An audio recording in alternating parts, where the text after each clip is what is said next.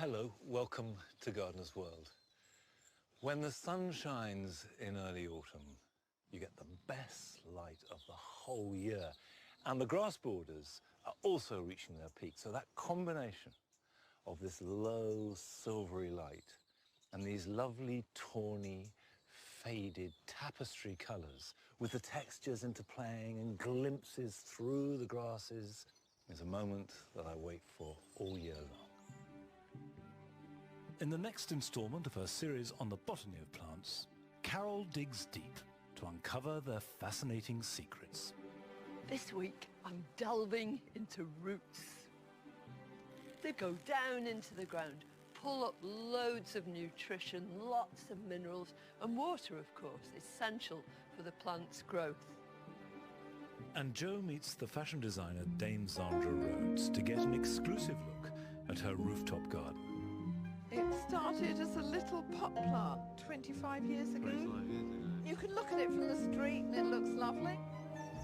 And I shall be planting up some pots for winter, both for sun and shade, as well as adding to my stone alpine troughs.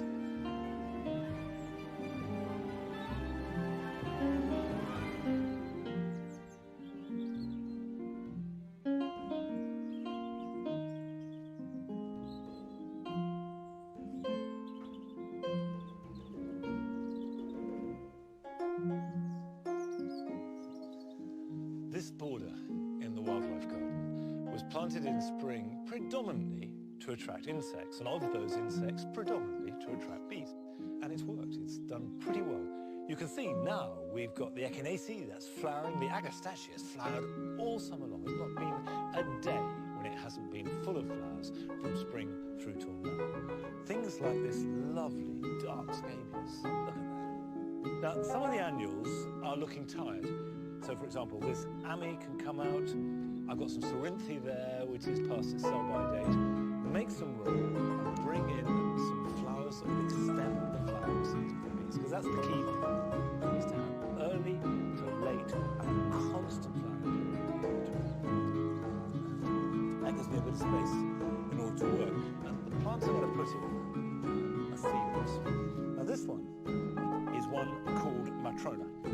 And it has got a glaucous colour to it, and this pink flower, and it will grow to 2, even 3 foot tall in really good soil. And of course it's giving autumn colour because they flower from August through to November. Now what I am going to do is dig that out a bit. Now with most plants, that's perfectly good soil. However, with sedums, they really do need drainage. It's absolutely essential that they have good drainage, so I'm going to put some grit underneath it.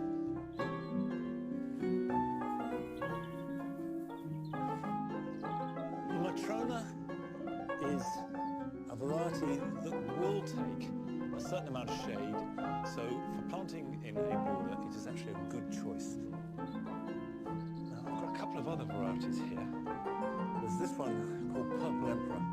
And of course, the reason why it's called Purple Emperor, it has these extraordinary chocolate leaves and the dark pink, almost ruby-coloured flowers.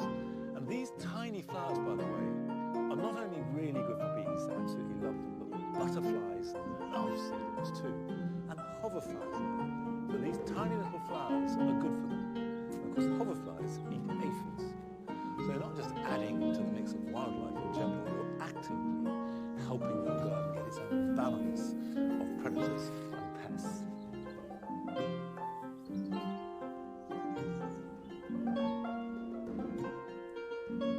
The third one I'm putting in, I think can come in here. I think this can come out, and I can cut this on the back actually. Now, this is probably one of the best known sedums of all. It's called Autumn Joy, or Herbsfolia. And it's got these incredible great pink, purple cauliflower heads and lovely succulent leaves. In fact, one of the features of sedums is they are succulents, which means that they can cope very well with drought. Don't cut these back over winter. Leave sedums to slowly die back. They do so with great elegance. But then next spring, when you start to see little nodules of growth, then you'll find you can almost pull off the old shoots certainly cut back those that we can't take on. The butterflies and the hoverflies and the bees will love it.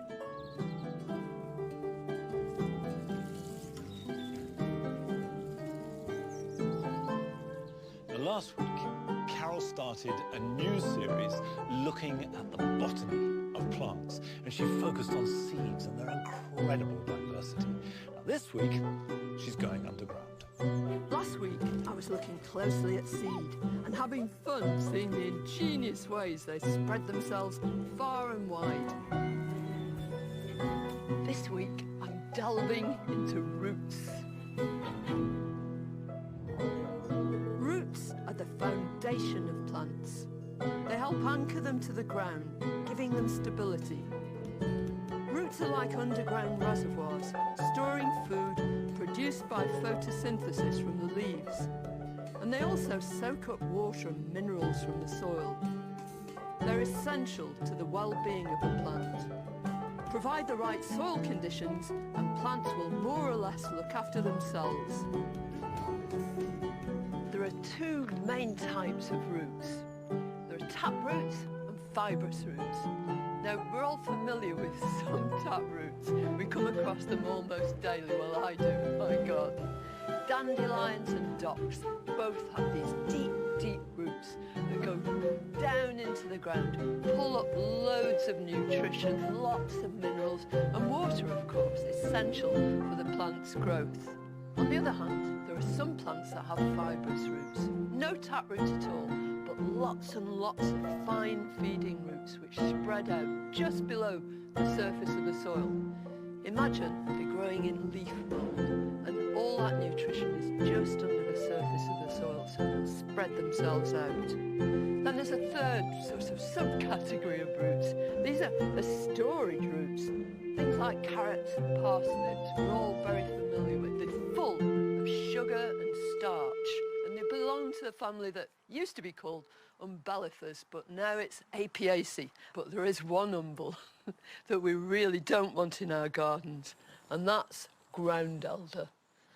And look how invidious it is. It's got these rhizomatous roots that go right through the ground, and then every so often these little fibrous roots that come from them, which make a brand new shoot and cover your garden, almost impossible to eradicate. To delve into this underworld of roots, I'm at the Cambridge University Botanic Garden at the Sainsbury Laboratory, which is a leading centre for plant science. Here, I can look inside plant roots using a powerful microscope and see the cells that make a root grow. Well, these are the images from the lab, and they're really fascinating. You can see here quite clearly the root cap. That's the bit that protects the tip of the root, and it constantly disintegrates as it pushes through the soil. And if you go about 5 of these cells further up, you come to the stem cells that form the meristem. And those cells are the ones that are constantly elongating and dividing, and they're the ones that are responsible for making the root wider and longer. From the moment a seed germinates, the radicle or root develops tiny root hairs. They increase the surface area of the roots, enabling them to soak up nutrients and moisture from the soil to feed the plant.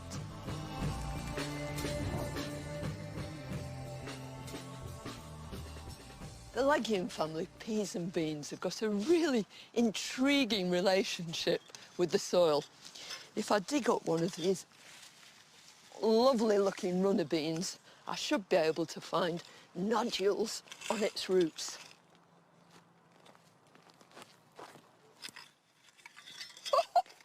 Look, it's got some. Look at that. Those lovely little nodules. They're created by bacteria in the soil. What happens is that the bacteria take nitrogen down from the air and turn it into nitrates. And the nitrates feed the plants. You know, you hear all this stuff about leaving the roots of peas and beans in the soil, and it's a great idea when you're clearing your plot, put the tops on the compost heap, but leave those roots in the ground, because as they decompose, they'll go on giving any residual nitrates back to the soil. Isn't it a wonderful relationship? The nitrates that are left behind add to the fertility of the soil, which can be used by other plants in the garden. As gardeners, providing we give our plants the conditions they need and nurture our soil, there's no need to feed them. The roots will take care of that. Next week, I'm going to be looking at the scaffolding of plants, their stems.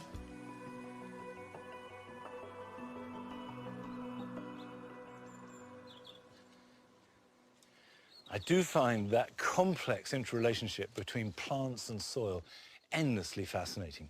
But there is one very simple thing that comes out of it, which is that plants know how to look after themselves. They have the equipment.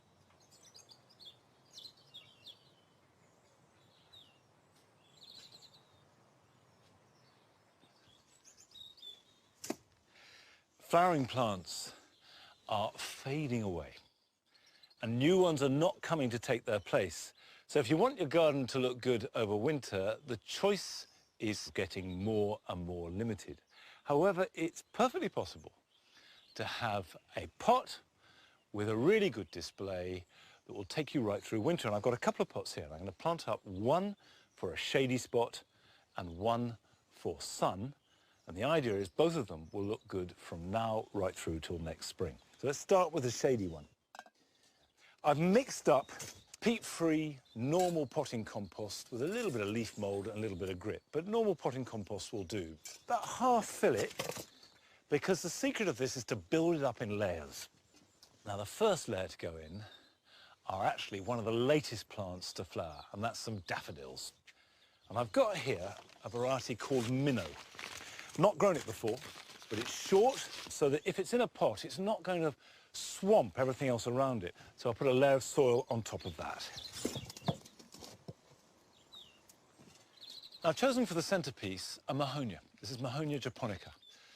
And as well as these dramatic leaves, they also have quite delicate, lemony yellow flowers, which in a sheltered garden will start flowering as early as late November, but they will go on flowering into March, and they have fantastic fragrance.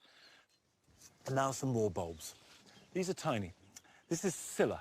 They're little hyacinth-like growths, deep, rich blue, that will contrast with the yellow of the Mahonia and the yellow of the daffodil, although the Scillas will be more or less over by the time the daffodils come into flower.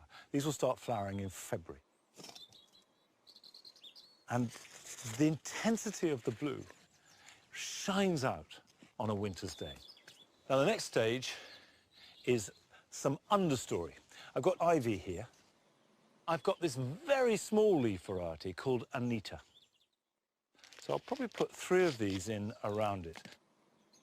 And when you're planting any container for winter or even summer display, pack them. Load them up, because you're looking for a really big impact, even with these relatively modest plants.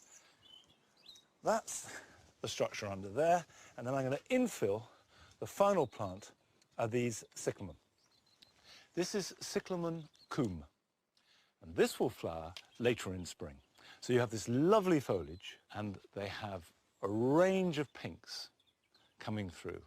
So come next March, April, there will be a mass of colour here, and throughout winter it'll be cool, dignified, and waiting to explode into life. Let's go back and we'll find a shady spot. It's all right, Nige. But this pot is destined for full sun. And the same idea of building it up in layers, although this time the layers are going to be a little bit simpler. So I'm using exactly the same compost. And actually, I'm going to use the same daffodil in both, because Minnow will grow perfectly well in a bit of shade, but it will grow even better in full sun. So put a protective layer over the top of those, like that. Now the centrepiece is this cornice. This is Cornus sanguinea midwinter fire. And as well as having the autumnal foliage, also its main claim to fame are these fiery stems, which look at their best between November and into March. And I'm going to underplant it with more colour. I love winter flowering pansies. This is red blotch, and you can buy a tray like this for about £2 or £3, and they will go on flowering from now right through till next spring. Now, when the minnow daffodils come through, I will cut these flowering stems of the pansies right back. In spring, it's a good idea just to shear them away. They will regrow, but it means that the daffodils will take over. So I'll water both these pots. And by the way, with winter coming, it is worth thinking about winter hardiness of pots. You can buy pots that are protected against frost. They're more expensive, but actually they're much cheaper in anything other than the immediate term because they don't break, and therefore you don't have to replace them. If you've got a valuable pot or it's really cold, you may well have to wrap them in bubble wrap or hessian or fleece. Now, hopefully, these will lighten even the bleakest midwinter day here at Longmeadow. But Joe has been to see Zandra Rhodes and a project that they both worked on. And the one thing you can say about Zandra is she is never bleak. I got to know Zandra Rhodes earlier this year when we collaborated on the redesign of the Greenwood Theatre, just around the corner from her design studio in London. Our brief was to transform the built-up urban area into something more cheerful and inviting. And my job was to design and plant the Pocket Park. We finished in May, and it's there we agreed to meet up and see how the space has evolved since then. Can you remember what it was like before? Can you remember how grim it was? I've noticed it's like the sunlight's come out. It really is all light and gorgeous. It's a neighbourhood area, but suddenly it's got a bit of life in it again. Yeah.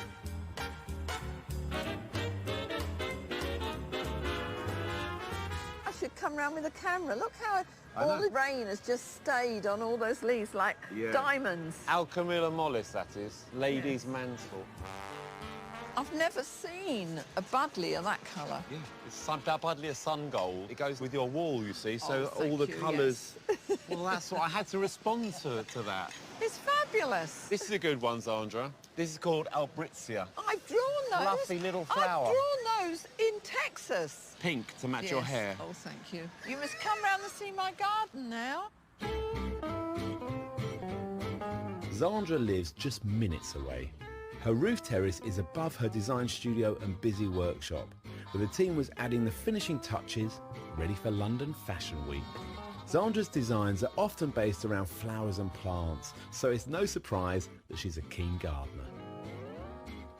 This is the camellia terrace. Oh, they're so healthy, your camellias. I mean, you can see the buds forming. I know, isn't it good? But they're all grown in containers, aren't they? All different All sizes in of containers, pots and everything. but you have to keep them wet. Are they hand-watered? Do Yes, they like they're rainwater? hand-watered from rainwater butts.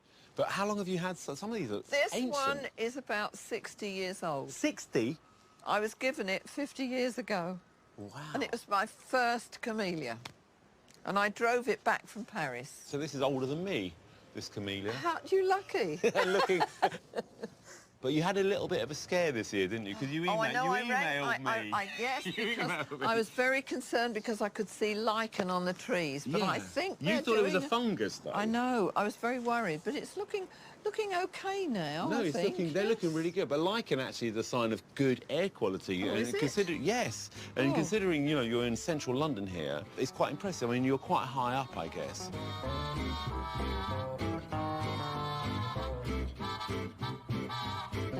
Wow, and you've got a lot of colour. We made this wall Frida Kahlo blue. Yeah, which it's a and great really blue, isn't it? shows off the hydrangeas nicely. Aren't they lovely? Yeah. Well, they're watered every night. They'll be very happy. And this yucca is just... Isn't it looking good? Started as a little pot plant 25 years ago. 25 years ago. It works so well with the I architecture, know. though. It's, It looks just right. You can look at it from the street and it looks lovely. These are what amaze me. I call these triffids.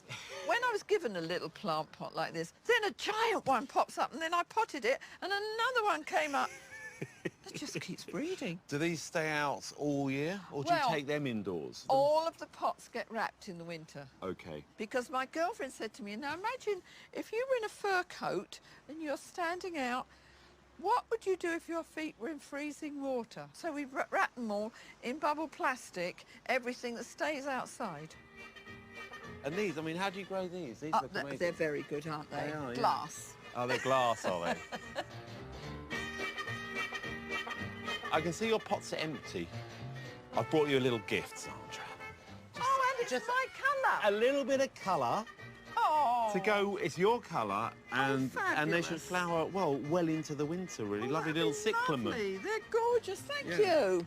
Pleasure. Thank you. Thank you for everything and showing Thank me you for around. coming.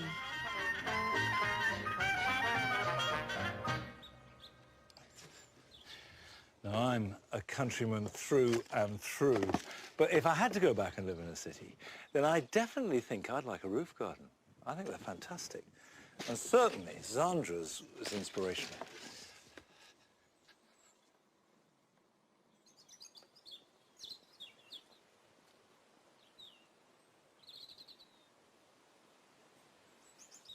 Now, over here, I've got a stone alpine trough that hasn't been as successful as it might be. And that could be, I think, because although it's got a really gritty mix, we've had some very wet weather. What they like is cold, dry weather, and then water in spring. And if you imagine the melting snow on the side of a mountain, that's what you're mimicking. I've got another sedum here to plant in. And this one is sedum Cape Blanco. It's got these lovely little rosetti type of leaves, almost like little flower buds. And it has little yellow flowers around June, July time. And they are very fascinating and jewel-like. And I'm going to add in a little fascinating, almost like a little tree. This is Crassula sarcocaulus, which is more hardy than most, but it's only hardy down to about -5. Now, here at Longmeadow, we often do get below -5, but not always, so I think it's worth a try. And of course, what you're doing is creating a little miniature garden where these tiny plants work perfectly in proportion with each other. This is a small fritillary, Fritillaria michaeloscii. They have fragility with enormous strength because they're coping with the harshest possible weather. Just plant them and leave them to it. They will grow and start to appear in March. And the only thing to watch with alpines is to make sure they have full sun, good drainage, and not too much winter wet. But these are tough plants as long as they don't sit in wet soil.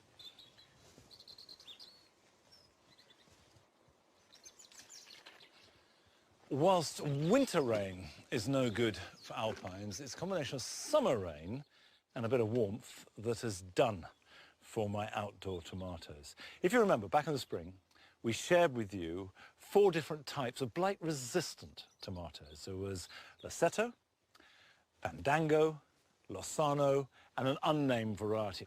And you can see the effects of blight. There was a touch here last week, and it has ripped through, and I just left it there to show you the effects of blight.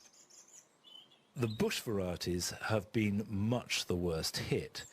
The cordons, which are all Fandango, are also showing signs of blight, but are looking much better.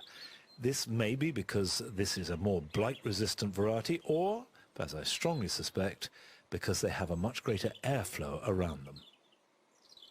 If you have got blight on your tomatoes, the thing to do is to compost the foliage and the fruit if you have a good compost system, because the composting process will kill off the spores.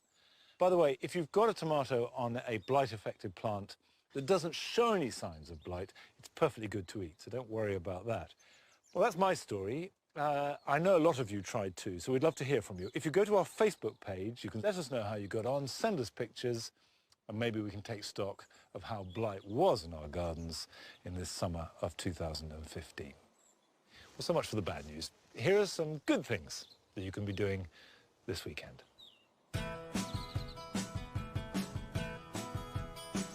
There's still time to take cuttings from semi-tender plants like penstemon or this Salvia garanetica. Look for shoots growing at 45 degrees from the main stem that don't have a flower bud.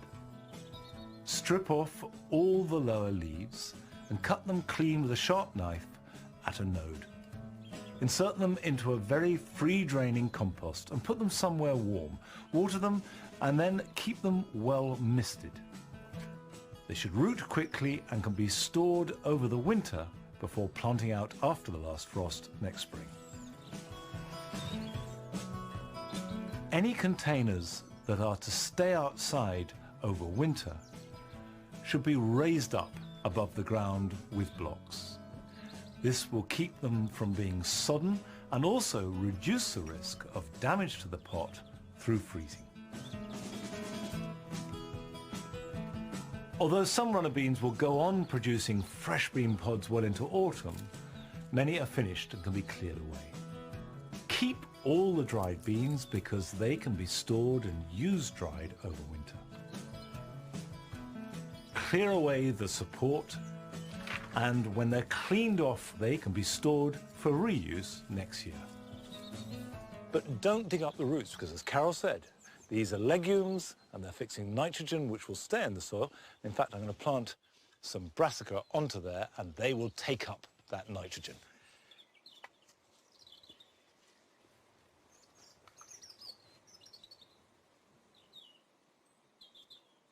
You may remember that about 6 weeks ago I suggested that you cut back your delphiniums once they've finished flowering and that with any luck they would regrow and reflower. Well, that's the delphinium that I cut back to show you, and it's certainly regrown and is flowering gloriously.